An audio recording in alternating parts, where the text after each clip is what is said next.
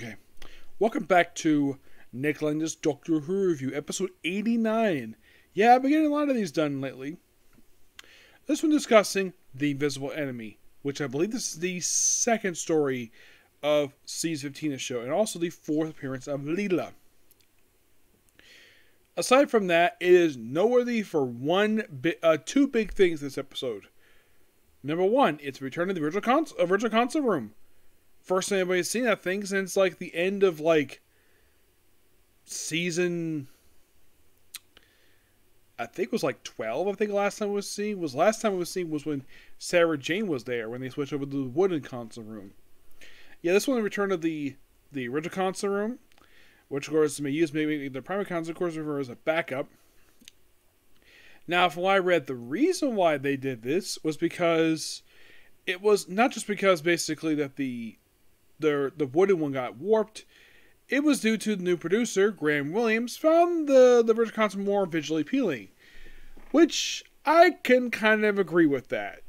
Because the previous producer basically had the backup one design because it was to save on storage space. It was very small.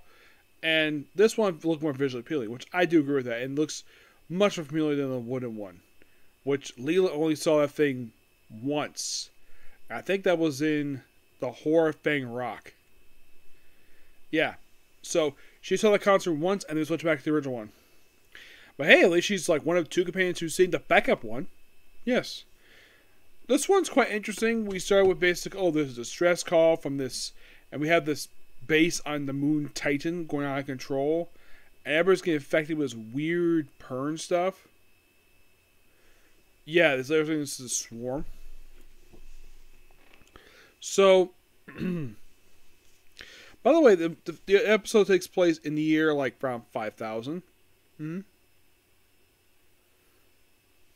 Yeah, so basically we see Dr. Lee go back to the original concert. Now, in stories like, here's your concert. Like, would you use this one? Okay, so. But behind the scenes, a good reason why. But on screen, they didn't really say what exactly happened to the backup concert room. They decided to stop using it for reasons. Yeah.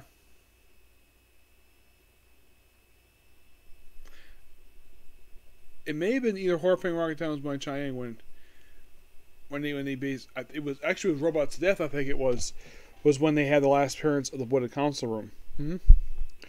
So again, the stress call, and Dr. Act is really weird, where he collapses, and he happens on a Titan base. By the way, in case you're curious, though, this story is also noteworthy for the debut of K9. He debuts in part 2 of the story. Yes, as the robot dog of the professor. Yep. Yeah. A robot dog from the year 5000. He does explain the reason why the K9 exist. Well, they explain in part 2 the reason why, because he really wanted a dog, but he had no time to bring one with him, so he just made one. So, and it's also a computer. Yep. There is something noteworthy about this particular dog that only appears in this very story. Because rest time it appears, it doesn't do this. Also, when it moves, it's loud. Oh my gosh, it's so loud when it moves. When K9 Mark II moved, it didn't make much noise at all.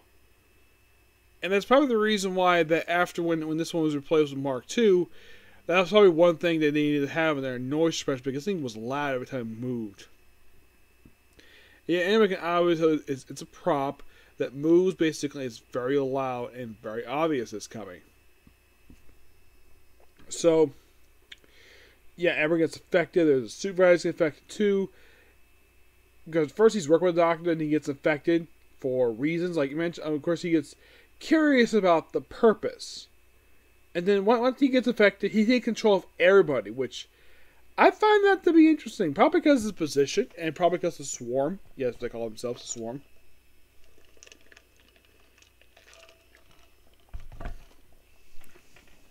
So they take a doctor to an asteroid, and by the way, the supervisor, to cover the fact he's infected, he puts on these weird glasses, which are obviously supposed to be futuristic, which looks so goofy on him. So, of course, Doctor is brought this asteroid, which this looks obviously attached to some wiring. It's a weird setup of this asteroid. Where it looks like it's attached to something, like it's obviously a set. Now, this could be because of the new, like, 3D converge, but the outside looks real. I like how the outside looks. Looks fantastic. Even at, by the way, the time period this was released. I forgot to mention that too. So, this was released from October 1st to October 22nd of 1977.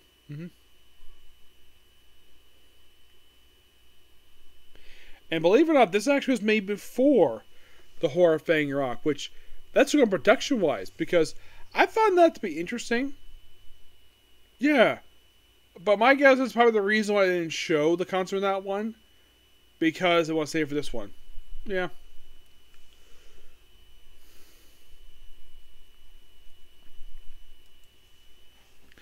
This one's like a lot of, like, a good amount of action, this one. Like, my gosh, great action pieces. Like, the Titan sets are fine. I have no problem, but the action this thing is really good. Though, obviously, it's made with cheap effects for the 70s, but it's fine. Of course, they go with the asteroid thing, which the Fest apparently put on in charge. It was implied to be. There's nobody else in charge of this foundation, just him. And a little fun fact, the receptionist got married to one of the other actors after this episode aired. Yes.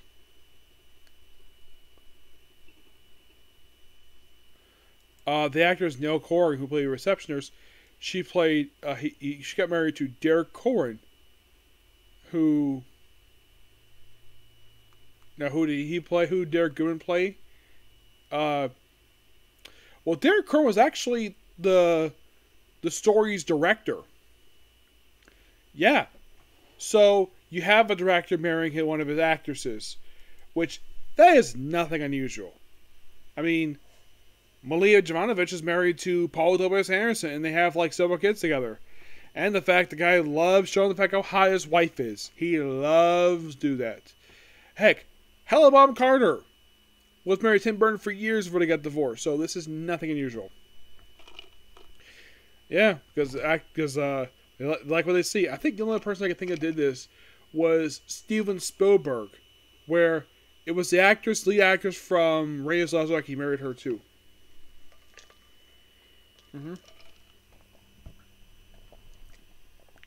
Yeah. So they brought to the place, and they're running around and shooting people with lasers, which, okay, fine. I like the spacesuits they have in this story, which they actually look pretty good. I'm surprised these suits never popped up again. I've never seen them pop up in any other story. It seems like any time they have Doctor Who stories set in space, it seems like every time they show up, the spacesuits have to look different.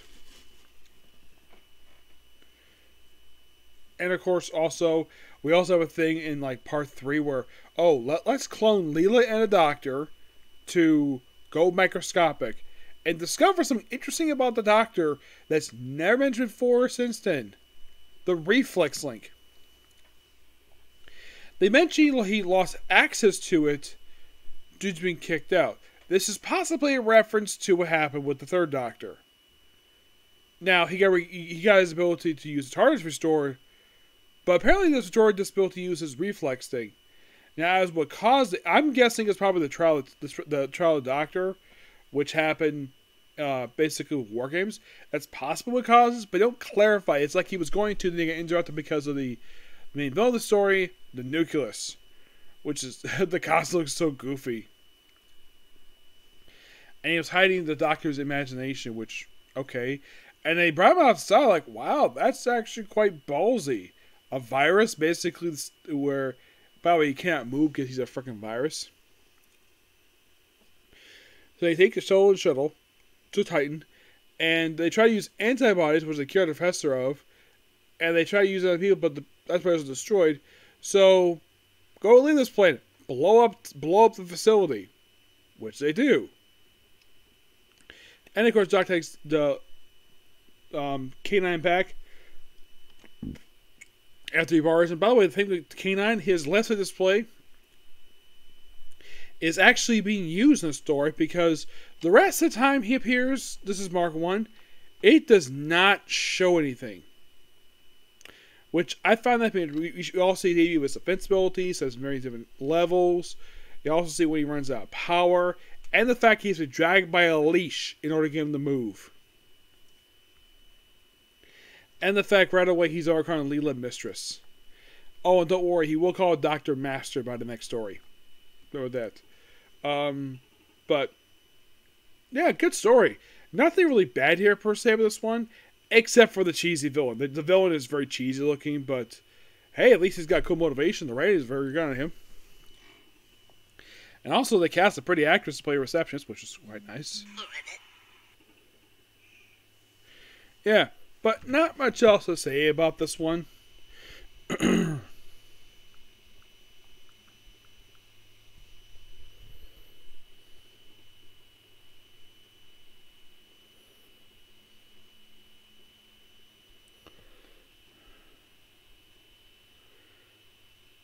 I mean, I'm looking forward to more. Oh, yes, definitely.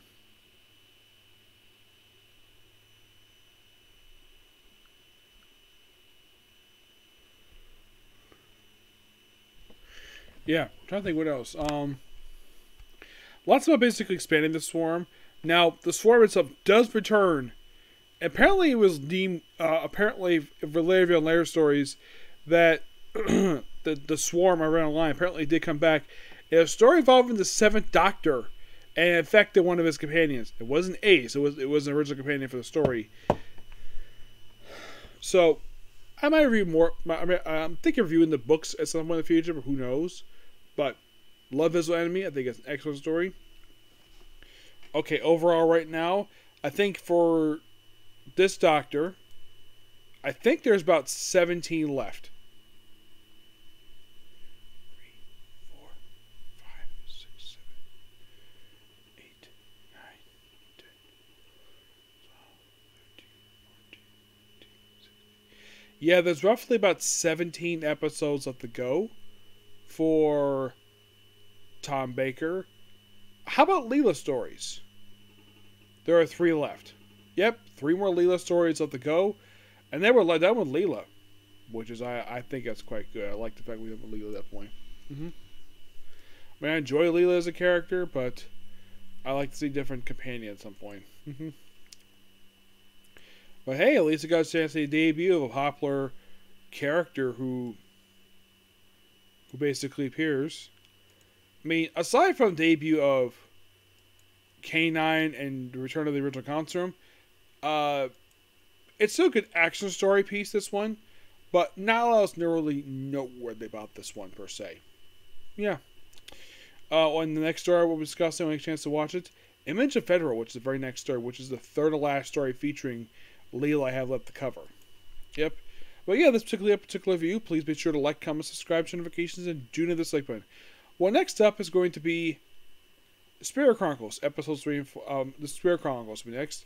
And then I'm going to go straight to, I'm going to do, As a Reincarnated Aristocrat, Reason My Praise the World, then do Instruments Wrong, The Dragon Girls Dungeon, Fair to One Here's Quest, Run Half, and back to Spirit Chronicles after that. Okay, but to the next video. Bye.